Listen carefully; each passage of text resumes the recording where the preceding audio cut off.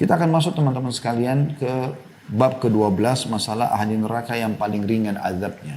Dan ini ada sebabnya kenapa Nabi SAW sebutkan orang yang paling ringan azabnya. Artinya kalau yang paling ringan saja seperti ini, bagaimana dengan orang yang paling berat? Atau orang yang di atasnya. Ini aja paling ringan. Ya, supaya menggambarkan bagaimana beratnya orang yang di atas ini siksaannya.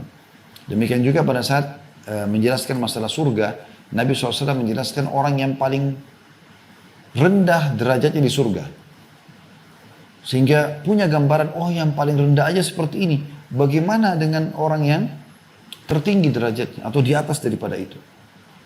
Jadi ini salah satu metode yang digunakan oleh Nabi SAW. Kita akan coba masuk apa yang disebutkan dalil-dalil oleh penulis dalam bab ke-12 masalah ahli neraka yang paling ringan siksaannya. Semoga Allah selamatkan kita dan memaafkan kesalahan-kesalahan kita yang lalu. Insya Allah. Dan menjadikan kita jadi penghuni surga bukan penghuni neraka. Allahumma amin. Beliau tulis di situ ada angka 30 bagi yang pegang bukunya. Maksudnya hadis urutan 30 dari awal kita belajar. Ya. Kalau dari awal belajar buku ini ya. Tapi di sini tentunya kita mempelajari dari pertengahannya. Karena kita belajar di sini tentang neraka saja. Sementara buku ini ada membahas juga tentang masalah surga. Ya. Mohon maaf, ini memang hadis ya ke-30 dari bab neraka saja. Saya pastikan barusan, ya, memang di bab nomor 1 memang membahas juga hadis nomor 1. Berarti berbeda dengan bahasan masalah surga. Mohon maaf saya keliru tadi. Jadi hadis 30 memang dari awal kita belajar masalah neraka ini. Berbunyi An-Nu'man ibn Bashir radhiyallahu anhuma. Nu'man sahabat dan Bashir sahabat. Makanya kita mengatakan radhiyallahu anhuma. Beliau mengatakan aku mendengar Rasulullah sallallahu alaihi wasallam bersabda, "Inna ahwana ahlin nari adzaban yaumal qiyamati la rajulun tudau fi akhmasi qadamaihi jamrah yagli minha dimaguhu." Artinya, penghuni neraka yang paling ringan azabnya pada hari kiamat ialah gimana bentuknya? Seseorang yang pada telapak atau tengah telapak kakinya, ya, tengah telapak kaki kita yang agak cekung, itu ditaruh, ya, diletakkan sebuah barah yang mendidihkan otaknya. Jadi kita bisa bayangkan teman-teman sekalian seperti apa bara ini. Ya, kalaupun bara kita taruh di kaki seseorang, maka mungkin dia melalui proses memanasi dulu kulitnya, kemudian hangus kulitnya, kemudian mungkin dagingnya, itu pun kemungkinan besar baranya akan mati, gitu kan. Tapi ini subhanallah berbeda, di neraka berbeda.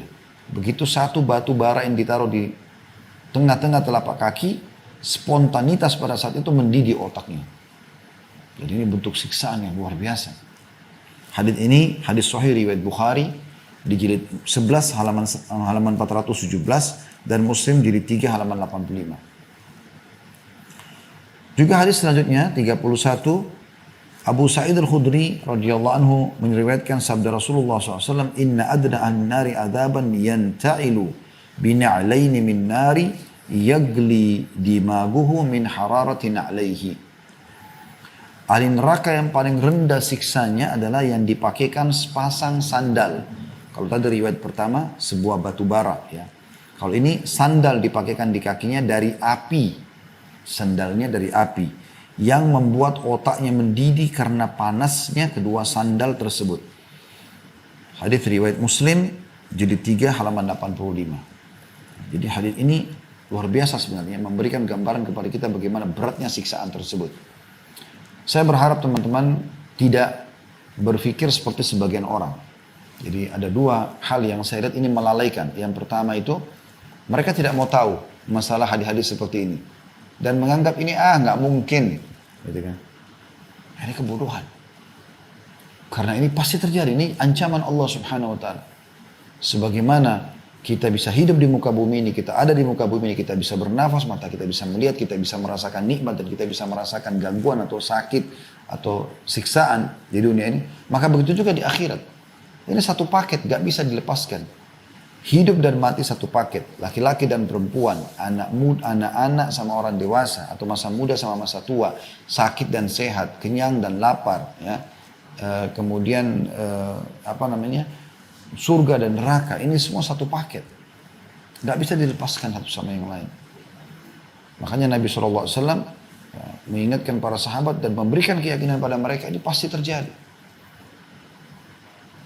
Beliau pernah menepuk paha beliau atau paha seorang sahabat di depan lalu mengatakan, demi Allah akan terjadi sebagaimana kau duduk di sini. Artinya apa yang aku sampaikan ini bisa terjadi. Bukan bisa terjadi, memang pasti terjadi. Ada orang yang lalai sama sekali. Ini jangan sampai kita termasuk dalam masalah ini. Tidak pernah mau tahu, bahkan tidak percaya. Yang kedua adalah tahu, tapi masa bodoh. Ini masih lebih ringan dari yang pertama, tapi juga ini melalaikan. Dia dengar misalnya, ya sudahlah. Oh iya, ternyata siksaan neraka paling rendah itu adalah orang dikasih sendal dari api neraka. Sudah. Bahkan dia masih seringkali terjerumus dalam perbuatan-perbuatan yang dia tahu ujungnya bisa ke neraka sebenarnya. Karena dia anggap remeh. Ibaratnya seperti orang begini, orang lagi naik motor, kemudian dia balap-balapan, dia tahu sebenarnya kalau dia jatuh dia bisa luka, dia bisa patah, tapi tetap aja dilakukan sama dia. Ini kan aneh gitu. Dia tahu di depan ada lubang atau ada jurang, kemudian dia coba kaki saya jatuh nggak sih? Terus kemudian kalau saya sudah jatuh baru nyesel. Ini nggak benar. Dosa dan pelanggaran itu untuk dipelajari dan dijauhi, bukan untuk dicoba. Amal soleh dipelajari untuk dikerjakan. Beda dengan dosa. Dosa cukup kita tahu lalu kita tinggalkan. Karena ancamannya sangat berat teman-teman sekalian. Untuk apa kita tunggu nanti kita di penjara baru kita mau ngakui sebuah kesalahan? Untuk apa kita nanti digebukin baru kita mau ngakui sebuah kesalahan? Kenapa harus kita lakukan? Gitu. Kenapa nggak menjadi orang baik saja? Kenapa nggak pada saat kerja di perusahaan atau jadi pemimpin perusahaan menjadi orang baik sekaligus? Udah jadi berprestasi. Kenapa harus ada neko-nekonya? Kenapa menjadi mahasiswa atau mahasiswi di kampus? Kenapa tidak menjadi mahasiswa yang baik saja, yang berakhlak, yang prestasi? Kenapa harus ada neka-nekonya? Harus ada sesuatu yang salah? Nggak apa-apa, nggak remeh. Nanti kalau sudah kena hukuman, kena surat peringatan, atau dipecat, atau misalnya dikeluarkan dari kampus, baru dia mau sadar. Ini keliru. Saya pernah temuin seorang teman dari Afrika. Waktu itu tahun 1998, saya pas tamat, atau kami pas tamat dari kampus Madinah. Saya lagi ngurus-ngurus waktu itu ijazah, kemudian tiket untuk pulang ke Indonesia dan segala macam urusan di kampus yang kami butuhkan. Saya kemudian dipanggil oleh seorang teman dari Afrika, saya kenal dia. Dia pun harusnya tamat bersama kami di tahun keempat itu, di tahun keempat kuliah gitu kan. Dia panggil saya pikir dia mau salaman, saya salaman, terus dia kayak agak sedih, terus kemudian dia membahasakan ke saya gitu. Dia bilang, Khalid bisa tolong saya gak? Saya bilang baik silakan. Kalau saya mampu saya akan bantu. Kebetulan saya ada kenal relasi teman-teman di kantor situ, mungkin saya bisa bantu bicarakan. Tapi saya tidak sangka teman-teman, ternyata dia bahasakan, dia bilang saya dikeluarkan dari kampus. Jadi walaupun dia sudah tingkat 4 kuliah, tingkat terakhir, dia sudah bawa ijazah pulang menjadi dai, dia nggak dikasih ijazah dan dia dikeluarkan dengan cara tidak hormat. Saya sempat kaget, saya bilang memang. Dia bilang saya kedapatan di kamar saya ada CD dulu, zaman dulu masih CD ya, itu film-film porno. Terus saya bilang la haula wala quwata illa billah. Artinya kamu belajar agama, terus kenapa kok kamu sampai bawa itu ke dalam kampus gitu kan? Sampai akhirnya Allah SWT itu pasti sudah lama terjadi, bahkan mungkin dia menyebarkan kerusakan itu kepada orang lain sehingga Allah permalukan dia. Harusnya dia pulang mulia menjadi seorang dai, membawa ilmu, membawa iman, menjadi contoh bagi masyarakat. Ini malah dia ketahuan seperti itu dan dalam kampus lagi. Artinya kalau ada orang berbuat dosa di luar asrama, di luar kampus, itu pun tidak boleh sebenarnya. Tapi mungkin dia masih tutupin antara dia sama dirinya, antara dia sama Allah SWT, mungkin dia mungkin. Tapi ini datang membawa, lalu dia taruh di situ sehingga bisa sampai ketahuan. Mungkin bukan mustahil dia kembangkan dengan mengajak teman-temannya, karena Allah Subhanahu Wa Taala itu umumnya tidak langsung menghukum orang di awal pelanggarannya. Anda lihat kalau ada pencuri misalnya, pada saat dia mencuri awal, Allah Subhanahu Wa Taala mungkin tidak langsung hukum dia dengan cara ketangkap, dipotong tangannya. Tapi mungkin dia pada saat itu ketahuan, ada rasa khawatir dia. Tapi syaitan lebih, maksudnya hanya dia mengulangi lagi karena dia anggap, oh awal kan saya cuma kelihatan tapi tidak ketangkap. Dia ulangi lagi. Dan dia ulangi maka Allah buat dia ketangkap tapi mungkin bisa lolos. Tapi karena dia ulangi lagi maka Allah buat dia digebukin oleh masyarakat atau dihukum secara pemerintah setempat. Sebenarnya peringatan Allah itu sudah datang sebelum-sebelumnya. Makanya teman-teman rasa takut pada saat mau berbuat dosa, rasa khawatir ketahuan, atau misalnya rasa penyesalan setelah melakukan pun, supaya kita kembali kepada Allah SWT. Dan jangan terus-menerus dalam perbuatan yang sama gitu ya. Karena siksaan-siksaan seperti ini teman-teman, saya tidak luangkan waktu di sini, ya, meninggalkan keluarga saya duduk untuk ngisi materi. Mungkin teman-teman kameramen pun menyiapkan ini meluangkan waktu sebagai jam kerja. Mungkin teman-teman juga di Japnas lagi sibuk pada bisnisnya pada misi masing-masing. Mungkin ada lagi di jalan, mungkin ada lagi di kantor. Mungkin teman-teman yang ikut di medsos juga lagi pada waktu-waktu ini, waktu-waktu orang lagi pulang kantor, lagi bekerja, lagi mau bersih-bersih, tapi kita bisa luangkan waktu untuk belajar. Ini semua teman-teman bukan hanya untuk berdongeng di sini, hanya untuk sekedar, oh ini testimoni, tes doyok, enak gak sih ikut pengajian ini, atau seremoni meramaikan, bukan itu teman-teman. Tidak usah lihat saya menyampaikan, tapi apa yang disampaikan. Saya pun mengambil pelajaran dari apa yang saya sampaikan ini, teman-teman sekalian. Tapi setiap peringatan datang dari Allah SWT, Allah memudahkan dari lisan seseorang. Mungkin orang itu seorang ustadz atau mungkin seorang teman kita, bahkan mungkin kadang-kadang dari anak kita keluar peringatan tersebut, atau mungkin dari pasangan kita. Kita tinggal lihat apakah yang disampaikan benar atau salah. Kalau benar maka kita terima. Seperti itulah. Jadi ini jangan hanya lewat begitu saja dalilnya, sayang sekali. Betul teman-teman, kalau kita bayangkan sendal dari api, kemudian kita dipaksa pakai, mau nggak mau kita nggak bisa, karena di neraka itu orang nggak bisa punya pilihan, harus ikut. Dibelenggu, ya, lehernya dibelenggu, kemudian kakinya dibelenggu, lalu apapun yang akan datang sisa badannya dia tidak bisa nolak. Kita sudah jelaskan di makanan dan minuman ahli neraka bagaimana mereka dipaksa minum darah dan nanah, air mendidih, mereka nggak bisa nolak, mulut mereka terbuka sendiri, dituangkan. Beratnya itu teman-teman. Kalau paksa di dunia kita masih bisa nolak segala macam, walaupun mungkin sampai kita dipaksa lama baru bisa. Di neraka nggak begitu, mulutnya terbuka sendiri, uang mau nggak mau adab tersebut, sama dengan digunakan 2 sandal dari api neraka ini. Mau nggak mau tak itu langsung mendidih otaknya. Ini bukan main-main teman-teman. Anda pernah rasakan demam, Anda pernah rasakan meriang, itu masih sebagian kecil dibandingkan apa yang sedang dibahas ini. Otaknya mendidih, tapi dalam kondisi tidak mati teman-teman sekalian. Makanya Allah Subhanahu wa taala menjelaskan dalam Al-Qur'an, la yadzuquna al-mauta illa mautatal ula. Mereka tidak akan merasakan kematian kecuali kematian yang satu saja. Dan ahli neraka, yang pada saat kita meninggalkan dunia menuju ke alam barzah, ya. Dan ahli neraka itu teman-teman berharap mereka bisa mati di neraka, tapi tidak bisa. Mereka berharap, dan Allah kekalkan dalam firman-Nya tentang perkataan mereka, ya laitaha kanatil qadiyah.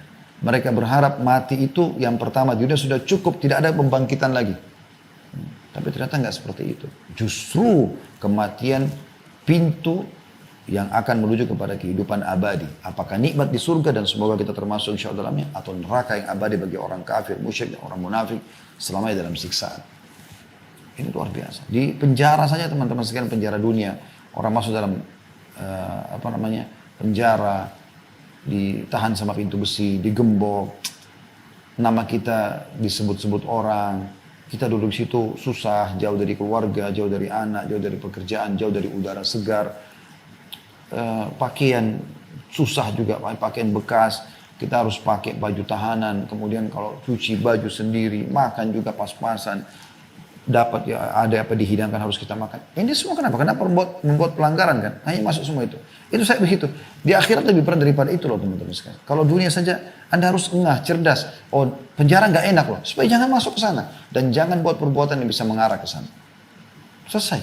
Apalagi neraka yang lebih berat daripada itu. Jadi nggak perlu. Kecuali saya pernah bahasakan teman-teman, orang beriman ini, orang soleh ini susah hidupnya. Jadi diberikan hawa nafsu makan tapi nggak boleh makan daging, nggak boleh makan yang manis-manis, nggak boleh semua. Pokoknya orang beriman harus mati kelaparan. Mungkin Anda wajar tidak jadi orang beriman. Enggak kok disuruh boleh makan, tapi yang penting halal. Dan semua yang halal nikmati, banyak makanan halal, yang haram sedikit kok. Kan begitu. Kita diberikan hawa nafsu biologis, karena dengan itu populasi manusia ada. Tapi Allah kan kasih kita menikah. Silahkan, mau punya keturunan banyak, pahalanya banyak, biologis berulang-ulang, pahalanya banyak. Terus zinanya gitu kan. Semua teman-teman sekalian adalah jelas gambarnya dalam syariat kita dan harusnya kita ikuti. Tentu kita mohon kepada Allah SWT kalau ada yang pernah melakukannya di masa lalu, Allah maafkan. Kita selalu saling mendoakan agar Allah SWT maafkan, bersihkan, dan Allah ganti dosa kita menjadi pahala. Sehingga mulai detik ini ke depannya kita menjadi orang lebih baik dari sebelumnya. Dan jangan sekali lagi dianggap remeh hal-hal yang seperti ini teman-teman sekalian. Hadis nomor 32 dari awal kita belajar di bab neraka ini. Selanjutnya adalah hadis Nu'man bin Bashir radhiyallahu anhu, beliau menuturkan, ahli neraka yang paling ringan azabnya adalah yang mendapatkan sepasang sandal dan 2 tali sandal terbuat dari api yang membuat otaknya mendidih sebagaimana periuk mendidih. Ia tidak melihat bahwa ada seorang pun yang lebih keras siksanya darinya, padahal sungguhnya ia adalah orang yang paling ringan azabnya. Hadis ini riwayat Muslim, jilid 3 halaman 86. Jadi ini penyampaian lebih rinci lagi dari sahabat Nabi yang mulia Nu'man bin Bashir radhiyallahu anhu. Dia dan ayahnya sahabat. Di sini lebih dirincikan bahwasanya yang diberikan adalah sandal. Dan zaman dulu tuh sandal itu terdiri dari kulit yang keras, ya, bagian bawah, kemudian sisanya itu dililit dengan tali sampai ke betis, ya. Makanya di sini dibahasakan sandal dan talinya, gitu kan. Sekarang kan sudah banyak sandal yang mungkin sepatu dan segala macam, ya. Atau kita biasa bahasakan sepatu sandal, bisa tunda. Itu semua tetap saja bisa bermakna yang sama. Artinya dia akan diberikan intinya alas kaki, yang alas kakinya itu akan membakar otaknya. Dan perhatikan di sini kata beliau, ya. Dan dia pada saat disiksa karena otaknya mendidih seperti periuk, ya. Panasnya dan sakitnya luar biasa, ya. Kita sakit kepala saja sudah luar biasa sakitnya, bagaimana dengan otak yang mendidih. Dan dia karena sakitnya di sini dikatakan dia mengira dirinya adalah orang ahli neraka yang paling berat siksanya, padahal itu yang paling ringan. Bagaimana orang yang level setelahnya? Mungkin ditempelkan, ya, lempengan-lempengan api di tubuhnya sehingga kulitnya disetrika seperti dalam ayat Al-Quran yang disebutkan, dahinya, punggungnya itu ditempelkan dengan lempengan-lempengan api yang panas. Ada sisi yang lain banyak sekali pukulan-pukulan yang menggunakan besi-besi, ya. Nanti akan ada banyak, setelah ini ada bab 13 tentang tingkatan-tingkatan azab. Memang akan ada tingkatan-tingkatan, level-levelnya diberikan sesuai dengan kadar perbuatan dan pelanggaran-pelanggaran mereka. Tapi ini yang paling ringan. Salah satu orang yang disiksa dengan pola ini adalah paman Nabi SAW sendiri, yaitu Abu Talib. Orang yang sempat didakwahi oleh Nabi SAW sekian tahun, tapi belum mau ikut ajaran beliau walaupun beliau membela Nabi SAW. Kemudian di akhir hidupnya tidak mau mengucapkan syahadat untuk masuk Islam. Dinukil oleh ponakan Abu Talib sendiri, Ibnu Abbas, Abdullah bin Abbas, radhiyallahu anhu, Abbas, saudaranya Abu Talib, meriwayatkan sabda Rasulullah SAW, ahwanu ahli nari azaban Abu Talibin, wa huwa munta'ilun bina'laini yagli minhuma dimagu. Ahli neraka yang paling ringan azabnya adalah Abu Talib, paman Nabi SAW. Ia dipakaikan sepasang sandal yang membuat otaknya mendidih. Hadis sahih riwayat Muslim, jilid 3 halaman 85. Dan ini menandakan teman-teman sekalian, walaupun orang punya hubungan kekerabatan dengan Nabi SAW, kalau dia tidak beriman kepada Allah, maka tidak akan bermanfaat hal tersebut. Makanya Nabi SAW pernah naik ke Bukit Abi Kubais, kemudian mendakwahi orang-orang Quraisy, mendakwahi mereka baik yang punya hubungan kekerabatan jauh ataupun dekat. Beliau panggil mereka, wahai Bani Adi, ya. Wahai dipanggil wahai Bani Hashim, wahai Bani Muttalib. Kemudian beliau memanggil wahai Fatimah. Jadi yang umum juga dipanggil, yang terdekat juga dipanggil. Untuk selamatkan kalian dari api neraka. Karena aku tidak bisa menolong kalian. Aku hanya menyambung hubungan dengan kalian yang telah Allah bukakan maksudnya kekerabatan. Kalau kalian tidak beramal, maka tidak akan pernah bisa aku menolongnya. Jadi harus hati-hati teman-teman sekalian. Kalau ada keturunan Nabi SAW yang menjaga ibadahnya kepada Allah, tentu lebih mulia di sisi Allah SWT. Jelas karena punya hubungan kekerabatan dengan Nabi SAW. Tapi kalau ada di antara mereka yang lalai, maka tidak akan pernah luput juga dari azab Allah kalau mereka kufur kepada Allah Subhanahu wa taala ataupun melakukan pelanggaran yang melampaui besar, ya, atau sangat besar sehingga ia membuat dia tidak bisa terselamatkan.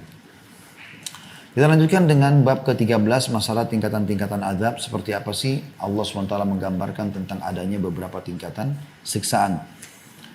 Penulis mengangkat dalil pertama surah Shad ayat 61.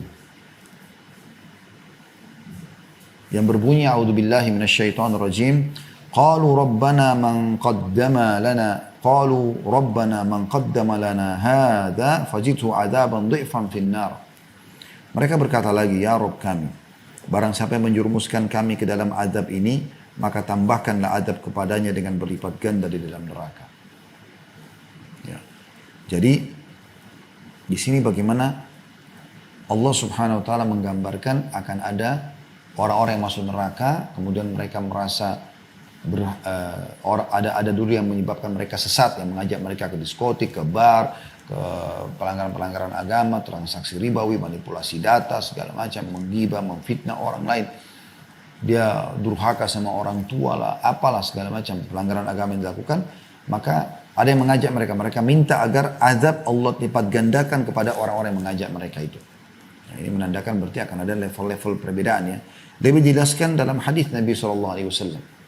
Ada angka 34 artinya hadis urutan 34 dari awal kita belajar masalah neraka ini. Semoga Allah selamatkan kita. Bunyinya dari Samurah bin Jundab radhiyallahu anhu meriwayatkan sabda Nabi SAW. Minhum man ta'khuduhu an-naru ila ka'baihi. Wa minhum man ta'khuduhu an-naru ila rukbataihi. Wa minhum man ta'khuduhu an-naru ila hujzatihi. Wa minhum man ta'khuduhu ila unukihi. Wa minhum man ta'khuduhu an-naru ila tarquwatihi. Antara mereka ada yang direnggut api hingga kedua mata kakinya. Ada yang direnggut api hingga lututnya. Ada yang direnggut api hingga pusarnya. Ada yang direnggut api hingga lehernya. Dan ada pula direnggut api hingga kerongkongannya. Hadis riwayat Muslim, jadi 7 halaman 180.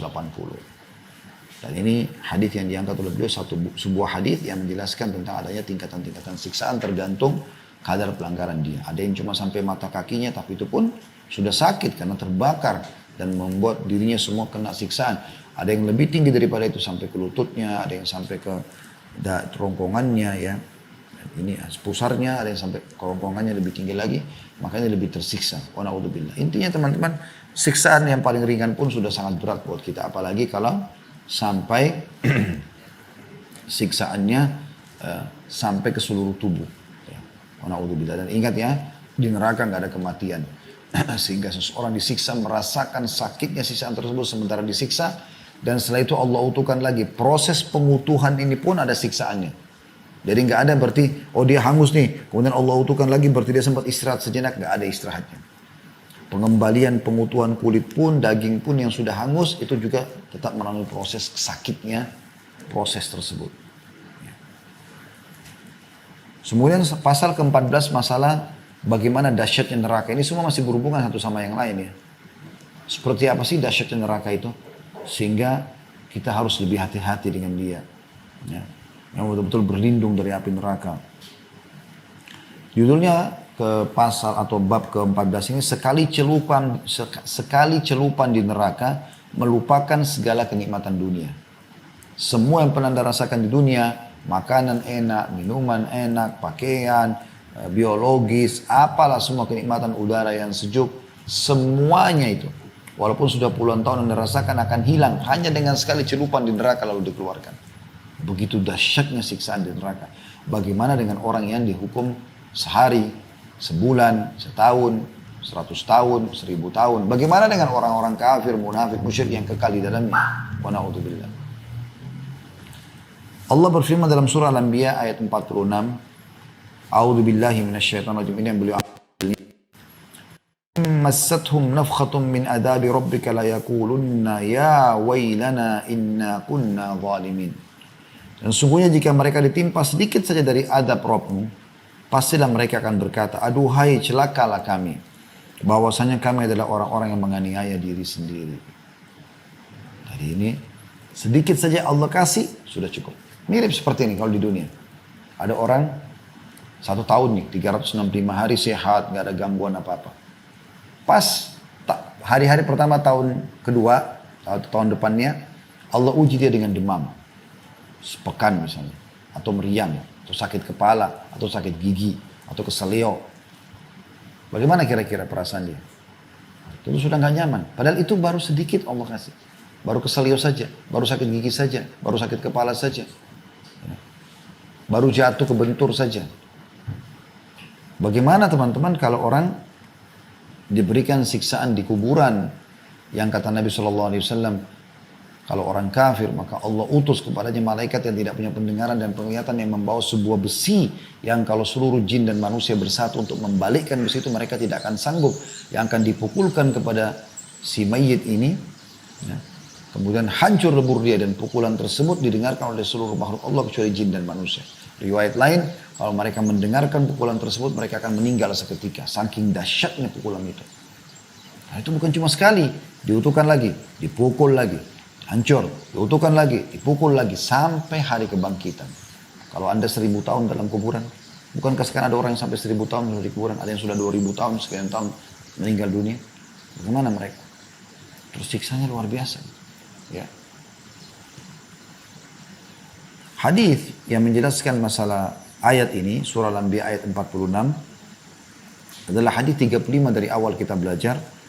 Bunyinya dari Anas radhiyallahu anhu meriwayatkan sabda Nabi SAW, dihadapkan orang yang paling merasakan kenikmatan di dunia dari ahli neraka. Dan hari kiamat akan didatangkan siapa yang paling nikmat di dunia ini. Para raja, para presiden, para menteri, para pejabat, para orang-orang yang kaya raya. Yang memang selama hidupnya bahagia. Misalnya di dunia ini dia terpenuhi menurut dia secara materi segala macam. Tapi dia termasuk ahli neraka dari orang-orang kafir, orang-orang fasik yang banyak dosanya. Didatangkan pada hari kiamat nanti. Apa yang terjadi? Lalu ia dicelupkan di neraka sekali celup. Kita tahu celup. Nah, ditaruh dikeluarkan. Kemudian ditanyakan kepadanya setelah itu. Wahai anak Adam, apakah kamu melihat suatu kebaikan pun? Pas dia keluar, merasakan panasnya neraka lalu dikeluarkan secelup saja. Apa aku pernah lihat kebaikan selama ini? Apakah telah berlalu di hadapan suatu kenikmatan? Pernah kau rasa nikmat selama ini? Pernah kau rasa enaknya minum, makan, pakai baju baru biologis, segala macam udara segar? Ia menjawab, tidak demi Allah wahai Rabb. Hilang semua kenikmatan yang pernah dia rasakan itu hanya dengan satu celupan di neraka. Bayangkan teman-teman bagaimana dahsyatnya neraka itu. Ini bukan main-main, ini bukan sesuatu yang biasa, ini luar biasa. Harus kita hati-hati. Lalu dihadapkan orang yang paling menderita di dunia dari ahli surga. Ia dicelupkan sekali celupan di surga. Dan ditanyakan padanya, apakah kamu melihat suatu penderitaan pun? Datangkan orang yang paling miskin di dunia, yang paling susah hidupnya, Jadi mungkin di dunia pun pakai sendal pun tidak punya mungkin. Pakaian pun cuma satu di badan, sekian puluh tahun dia hidup begitu. Makan cuma bekas punya orang atau kelaparan. Gitu kan. Didatangkan pada hari kiamat dia, orang yang paling susah. Tapi ahli surga. Ya. Ahli surga karena dia ibadah kepada Allah walaupun dia susah hidupnya di dunia. Lalu dicelupkan satu celupan di surga. Dikeluarkan kembali. Lalu ditanya kepadanya, apa kau pernah melihat suatu penderitaan selama ini? Apakah pernah lewat di hadapanmu suatu penderitaan pun? Apa jawaban dia? Ia menjawab, tidak demi Allah wahai Rabb. Tidak pernah lewat di hadapanku suatu penderitaan pun. Dan aku tidak pernah melihat suatu kesusahan pun. Hadis sahih riwayat Muslim, jadi 17 halaman 149. Anda bayangkan, nikmatnya surga yang luar biasa. Sampai-sampai orang yang paling menderita puluhan tahun di dunia pun miskin dicelupkan, kemudian dikeluarkan. Hilang semua penderitaan dunianya itu. Bagaimana dengan dia khalidina fiha? Kekal di dalamnya surga itu. Semoga Allah jadikan kita penghuni. Ini teman-teman faktanya di lapangan banyak sekali. Ya. Saya berapa kali menyaksikan pada saat lagi pergi pengajian sebelum pandemi. Kalau naik motor atau naik mobil, azan kami mampir di masjid sholat. Berapa orang yang sholat? Dan umumnya subhanallah orang yang sholat itu orang susah. Penjual bakso, penjual gorengan, orang-orang pegawai-pegawai buruh kasar, lagi mampir sholat. Masya Allah. Hidupnya pas-pasan, susah di dunia, tapi luar biasa. Mereka tetap menjaga hubungan dengan Allah Subhanahu. Yang naik mobil Alphard, yang Ferrari, yang mobil Mercy, lewat azan kayak tidak dengar, lewat saja. Bagaimana tidak nyata depan mata kita hadis ini? Artinya mereka semua yang nanti itu di dunia mereka menderita, susah, kadang-kadang mereka habis sholat, nggak tahu mau makan di mana, nggak tahu mau kerja di mana lagi. Saya berapa kali temukan orang begitu sampai ketemu ngobrol. Pak, saya cuma butuh uang transport, saya mau pulang ke kampung saya mau cari kerja di Jakarta, nggak ketemu. Saya pernah temuin juga orang mau silaturahim keluarganya, anaknya cari anaknya atau cari saudaranya, tidak ketemu juga. Ada orang yang mau hidup susah, mau ngontrak susah, mau makan susah. Mereka susah di dunia. Tapi subhanallah jaga hubungan dengan Allah SWT. Orang-orang seperti ini yang seperti dijanjikan dalam hadis. Mereka akan dicelupkan pada hari kiamat di surga lalu dikeluarkan, ditanya, pernah kau menderita pas selama ini? Langsung jawabannya, tidak demi Allah. Pakai sumpah sama Allah karena memang hilang semuanya. Dan orang-orang yang selama ini selalu nikmat di dunia, pakai kendaraan mewah, segala macam, tapi tidak pernah ingat Allah. Tentu kalau dia orang kalau ingat Allah luar biasa itu.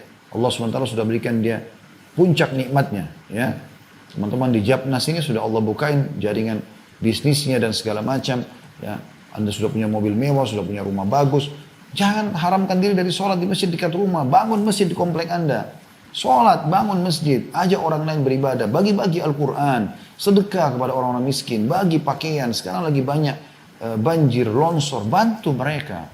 Bantu kesempatan emas. Cari pahala. Gunakan untuk akhirat Anda gitu. Karena nanti orang-orang yang lalai dari orang-orang kaya ini. Orang-orang ahli neraka.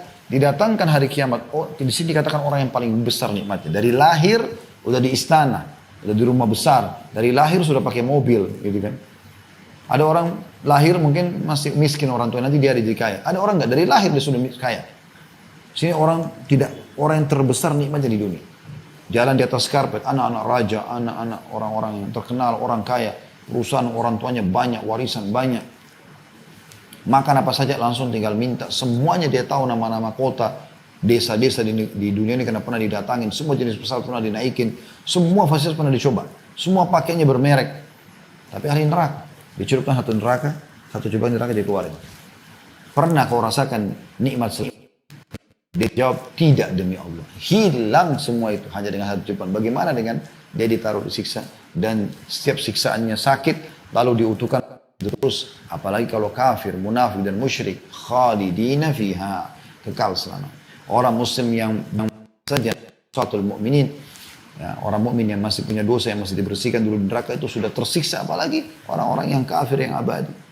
Ya, maka teman-teman yang masih punya keluarga yang non muslim, dakwahi mereka, doakan mereka supaya mereka sebelum meninggal sempat syahadat, lolos.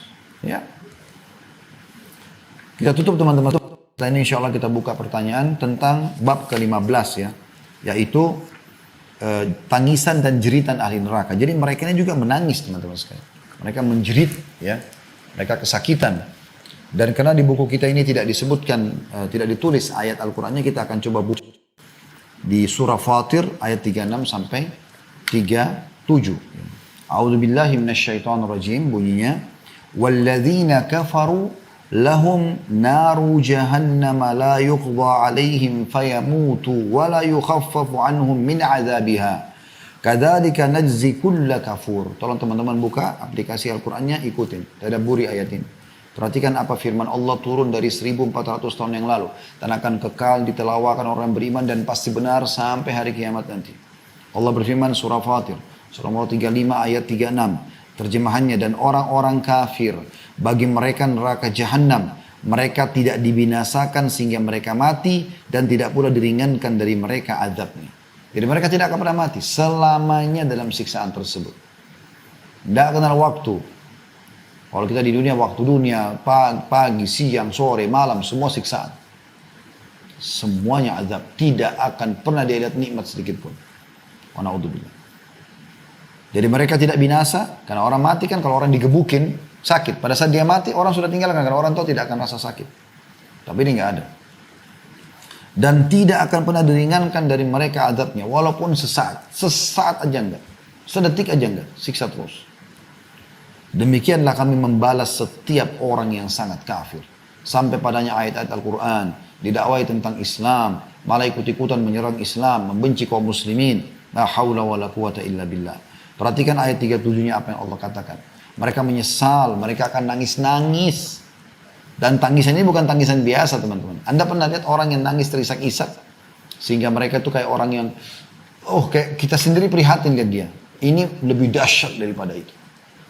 Anda akan saksikan di neraka atau di gambarannya sih. Mudah-mudahan kita tidak menyaksikan itu ya. Jadi di sana tuh sampai keluar darah pengganti daripada air mata mereka. Perhatikan, kita akan baca nanti tafsirnya dari dalam hadis Fatir ayat 36, tapi kita baca dulu ayat 37-nya ya. Bunyinya wahum yastarikhuna fiha rabbana rabbana akhrijna na'mal salihan ghairal ladzi kunna na'mal awalam nu'ammirkum ma yatadhakkaru fi man tadhakkara wa ja'akumun nadhir fadhuku fama lidh-dhalimina min nasir.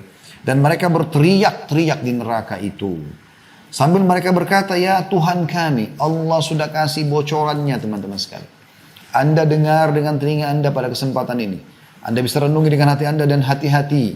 Allah sudah sampaikan, jangan lihat saya menyampaikan. Tapi bagaimana Allah sampaikan kepada Anda dengan hikmahnya dan takdirnya pada sore ini kepada Anda. Perhatikan. Dan mereka berteriak, jangan menjadi mereka ini. Di dalam neraka itu sambil mereka mengatakan, ya Tuhan kami, keluarkanlah kami. Niscaya kami akan mengerjakan amal saleh berlainan dengan yang telah kami kerjakan. Mereka berharap kembali ke dunia, bukan lagi kembali ke restoran favoritnya, ke negara yang dia senang untuk safar ke sana, kumpul sama pasangannya kah, makan sama anak-anak kah, baju baru kah, enggak ada. Meeting bisnis kah, proyek yang sekian miliar, enggak ada. Berharap kembali ke dunia, zikir, doa, baca Quran, sedekah, bakti sama orang tua, sholat malam, sholat 5 waktu, tutup aurat, mencari rezeki halal. Itu yang mereka harapkan, kerja amal saleh. Keluarkan kami dari neraka ini ya Rabb. Kami hanya mau itu saja. Kami mau beramal saleh. Yang kami tinggalkan dulu. Dan apakah kata Allah, kami tidak memanjangkan umurmu. Bukankah kami sudah memanjangkan umur, kasih kau umur 50 tahun, 60 tahun. Dalam masa yang cukup untuk berfikir bagi orang yang mau berfikir. Satu hari kita punya 24 jam. Teman-teman kalau pas lagi gak ada kegiatan di rumah. Satu hari full gak ada kegiatan di rumah. Duduk santai saja. Bukan kita rasa waktu lama. Allah sudah kasih umur. Detik-detik itu bisa kita gunakan beribadah. Bisa kita gunakan bertobat dari kesalahan kita. Bisa kita tutupin apa yang telah lalu kita lakukan. Itu hikmah Allah SWT luar biasa. Taubat. Kata Nabi SAW, at-taubat tajubu ma qablah. Taubat bisa menghapus semua kesalahan yang lalu. Berapa detik itu Anda bisa lakukan? Anda bisa maksimalkan. Allah mengatakan, kami sudah kasih kau umur yang cukup. Cukup. Sehari aja cukup. Apalagi sampai tahunan. Apalagi sampai puluhan tahun. Apalagi orang diberikan sampai ratusan tahun. Kata Allah, bukankah kami telah memanjangkan umurmu dalam masa yang cukup untuk berfikir bagi orang yang mau berfikir? Dan apakah tidak datang kepadamu pemberi peringatan? Belum pernah kau dengar ceramah? Belum pernah kau lihat orang Islam beribadah? Belum pernah kau lihat tetanggamu, saudaramu, pasanganmu? Belum pernah kau dengar peringatan? Ya. Sebagian ulama menafsirkan makna nadhir di sini peringatan adalah uban. Ada yang mengatakan demam atau segala macam penyakit. Siapa dari kita teman-teman yang belum beruban? Kalau sudah di atas 35 tahun, 40 tahun, biasa uban ada muncul. Mungkin ada yang sedikit, ada yang banyak. Peringatan itu kata ulama. Ini masuk dalam ayat. Bukan sudah datang peringatan. Bukankah sudah bertambah umur kita? Bukankah sudah lahirnya anak-anak kita teman-teman? Itu adalah tanda-tanda kematian kita. Karena sudah ada generasi yang akan menggantikan kita. Sebagaimana dulu kita waktu kecil, juga sama peringatan bagi orang tua kita. Terus begitu ini kita akan meninggal dunia. Sehebat apapun Anda menjaga kesehatan, menjaga olahraga, menjaga makanan sehat, kalau saatnya mati pada satu dan semua ada pertanggungjawabannya. Allah mengatakan, bukan sudah datang peringatan padamu. Ya. Maka rasakanlah azab kami dan tidak ada bagi orang-orang yang zalim seorang penolong pun. Ya. Saksi bahasan kita, yastarikhuna fiha. Artinya mereka teriak-teriak di neraka itu. Baik. Kita dengarkan teman-teman penyampaian yang lain ya, yang Allah sebutkan dalam surah Hud 106. Ini juga sama, tidak ditulis ayatnya. Kita bisa lihat dalam Al-Quran di aplikasi kita masing-masing. Surah nomor 11 ya. Ayat 106. Yang bunyinya a'udzubillahi minasyaitonirrajim. Fa'ammal ladzina syaqu fa finnari lahum fiha zafirun wa syahiqa. Adapun orang-orang yang celaka, orang kafir, orang yang suka berbuat maksiat tidak taubat, maka tempatnya di dalam neraka. Di dalamnya mereka mengeluarkan dan menarik nafas dengan merintih. Ya, bagaimana Anda kalau bernafas merintih kena sakit? Jadi tarik sakit, keluarkan sakit. Luar biasa. Semoga Allah selamatkan kita. Wa na'udzubillah. Ya. Bahkan di sini perhatikan Allah katakan, saya sambung dengan ayat 107-nya, lihat, khalidina fiha madamatis samawati wal ardu illa ma syaa rabbuk inna rabbaka fa'alun lima yurid. Mereka kekal di dalamnya. Kalau kafir, musyrik, munafik pasti kekal selama ada langit dan bumi.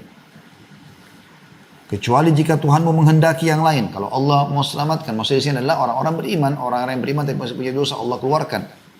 Sesungguhnya Tuhanmu maha pelaksana terhadap apa yang dia kehendaki. Perhatikan sebaliknya, 108-nya Allah gambarkan bagi orang yang patuh, orang yang saleh, orang yang salihah. Ibadah, nikmati yang halal. Apa kata Allah? Wa ammal ladina su'idu fafil jannati khalidina fiha ma damatis samawati wal ardu illa ma syaa rabbuk ata'an ghaira majdzul.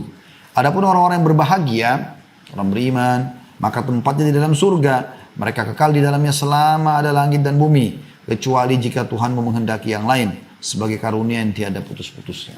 Ya. Kemudian juga selanjutnya dari sini saksi bahasan kita Hud 106 ya. Yang mereka ahli neraka menarik dan menghembuskan nafas mereka sambil merintih karena sakitnya. Kemudian surah Al-Furqan. Ya, ini juga sama, tidak disebutkan ayatnya, tidak ditulis saja, langsung terjemahan saja. Kita buka aplikasi Al-Quran kita. Surah nomor 25, ayat 11 sampai 14. A'udzu billahi minasyaitonir rajim. Kata Allah Subhanahu wa taala, bal kadzabu bis-sa'ah wa a'tadna liman kadzdzaba bis-sa'ati sa'ira. Dan mereka mendustakan, ya. Mereka mendustakan hari kiamat dan kami menyediakan neraka yang menyala-nyala bagi mereka yang mendustakan hari kiamat itu. Seperti apa neraka yang Allah ancamkan? Ayat 3, ayat 12-nya, idza ra'athum min makanin ba'idin sami'u laha taghayyuzan wa zafira. Apabila neraka itu melihat mereka dari tempat yang jauh. Neraka melihat mereka. Jadi bukan cuma mereka melihat, neraka itu punya kepala, punya mata, punya leher, bisa melihat, bisa berbicara. Nanti akan kita jelaskan di bab-bab setelahnya insya Allah ya. Jika neraka melihat mereka dari jarak jauh, maka mereka mendengar kegeramannya dan suara nyalahnya. Meletup-letup. Neraka itu makhluk Allah yang bergerak. Makanya dikatakan dalam hadis neraka akan ditarik oleh 70.000 malaikat, akan diikat dengan 70.000 rantai, di setiap rantai ada 70.000 malaikat yang menariknya. Jadi 4,9 miliar malaikat menarik neraka itu, bergerak. Api yang luar biasa, bukan seperti penjara kita yang cuma 1 hektar, 2 hektar, ini bangunan raksasa yang sangat besar. Lebih dari setengah penduduk bumi sekarang menarik satu bangunan. Bagaimana besarnya itu? Kemudian ayat 13-nya Allah mengatakan wa idza ulqu minha makanan dayyikan muqarranin da'u hunalika thubura. Maka apabila mereka dilemparkan ke dalam tempat yang sempit di neraka itu dengan dibelenggu, ingat tadi belenggu ya, dan mereka diikat, mereka tidak bisa leluasa buat berbuat apa-apa. Leher, kedua tangan, kedua kaki, lalu mereka di sana mengharapkan kebinasaan. Mereka berharap mati pada saat itu karena siksanya yang luar biasa. Lalu ayat 14-nya Allah mengatakan la tad'ul yawma thuburan wahidan wad'u thuburan katsira. Maka dikatakan pada mereka, jangan kalian berharap suatu kebinasaan, jangan cuma minta ya Allah matikan kami, jangan cuma itu saja, tapi berharaplah kebinasaan yang banyak karena tidak akan datang kepada kalian itu. Saya sambung sedikit dengan ayat 15 dan 16-nya supaya kita lihat perbandingannya dengan surga. Apa kata Allah sebaliknya kalau orang patuh? Hanya jadi orang baik teman-teman sekalian, jadi orang saleh dan salihah saja. Patuh pada Allah, nikmati yang halal. Qul, kata Allah, ayat 15-nya, Qul, adzalika khairun am jannatul khuldi allati u'idal muttaqun, kanat lahum jazaa'an wa masira. Katakan, hai Muhammad, kepada mereka, apakah azab yang demikian tadi itu lebih baik atau surga yang kekal yang telah dijanjikan kepada orang-orang yang bertakwa? Dia menjadi balasan, maksudnya surga. Surga menjadi balasan dan tempat kembali bagi mereka. Ayat 16-nya, lahum fiha ma yasha'una khalidin kana 'ala rabbika wa'dan mas'ula. Bagi mereka ahli surga itu di dalam surga apa yang mereka kehendaki, semua yang mereka minta dikasih. Sedangkan mereka kekal di dalamnya. Hal itu adalah janji dari Tuhanmu yang patut dimohonkan kepadanya. Ini luar biasa. Kita dengarkan teman-teman bagaimana hadis-hadis Nabi SAW menjabarkan tentang jeritan-jeritan dan tangisan ahli neraka ini. Hadis nomor 36 dari awal kita belajar, Abdullah bin Amr radhiyallahu anhu menuturkan ahli neraka memanggil malaikat, tapi mereka tidak memenuhi panggilan mereka selama 40 tahun. Jadi mereka panggil-panggil, wahai penjaga malaikat, ada Malik, ada nama-nama mereka, julukan mereka ya. Mereka panggil, minta tolong supaya dijawab. Ya. Mereka panggil malaikat penjaga neraka selama 40 tahun. Tapi mereka tidak menjawab mereka. Dan malaikat mengatakan setelah 40 tahun disiksa, sesungguhnya kalian menetap di dalamnya. Percuma, nggak usah aja ngomong kami, kalian akan kekal di sini. Kemudian mereka memanggil Rabb mereka. Lalu mereka kembali memanggil Tuhan Allah Subhanahu Wa Taala. Tuhan yang Maha Pemurah pun akan murka pada mereka karena selama di dunia mereka kafir, sibuk dengan dukun-dukunnya, penyihir, ya, sibuk dengan dosa-dosanya, terus menerus dengan kekafirannya, dengan kemunafikannya, membenci kaum muslimin, terus. Maka mereka panggil Tuhan mereka. Allah gambarkan dalam Al-Quran dalam surah Al-Mu'minun 107. Mereka mengatakan, Rabbana akhrijna minha fa'in udna fa'inna zalimun. Wahai Tuhan kami, keluarkanlah kami darinya, dari api neraka. Dan kembalikan kami ke dunia. Maka jika kami kembali juga pada kekafiran, sesungguhnya kami adalah orang-orang zalim. Kami orang bodoh kalau kami kembali kepada kekafiran. Apa yang terjadi? Kata Nabi SAW, Dia Allah tidak menjawab mereka selama umurnya dunia. Dunia berapa miliar tahun? Kita tidak tahu. Karena Nabi Adam AS termasuk makhluk terakhir yang Allah turunkan di muka bumi. Sebelum kita sudah ada hewan-hewan, sudah ada tumbuh-tumbuhan, sudah ada air, sudah ada semuanya, sudah ada jin. Makanya waktu Nabi Adam diciptakan, iblis sudah ada kan? Sudah ada penghuni bumi ini. Allahu alam sudah berapa miliar tahun mereka hidup sebelumnya. Kita tidak tahu. Tapi Allah tidak menjawab seumur dunia itu. Tadi kalau malaikat cuma 40 tahun, itu pun sudah susahnya luar biasa. Setelah seumur dunia pun baru Allah menjawab. Apa yang Allah jawab? Surah Al-Mu'minun 108 lanjutannya. Qala khsa'u fiha wa la tukallimun. Tinggallah dengan hina di dalamnya dan jangan kamu berbicara dengan aku. La ilaha illallah. Sadar teman-teman, sadar. Jangan ditunda-tunda taubatnya. Kemudian kata Nabi SAW masih berlanjut hadisnya. Kemudian kaum itu berputus asa. Para penghuni neraka putus asa. Karena sudah tidak bisa lagi. Siapa lagi yang mereka mau panggil? Malaikat tidak mau mohon kepada Allah. Allah pun akhirnya menolak. Setelah sekian miliar tahun itu. Tidak menjawab mereka. Tidak ada yang bisa dilakukan kecuali mengeluarkan nafas. Dan menariknya dengan merintih. Suara mereka menyerupai suara keledai. Mula-mulanya mengeluarkan nafas dan akhirnya menarik dengan merintih. Hadis diriwayatkan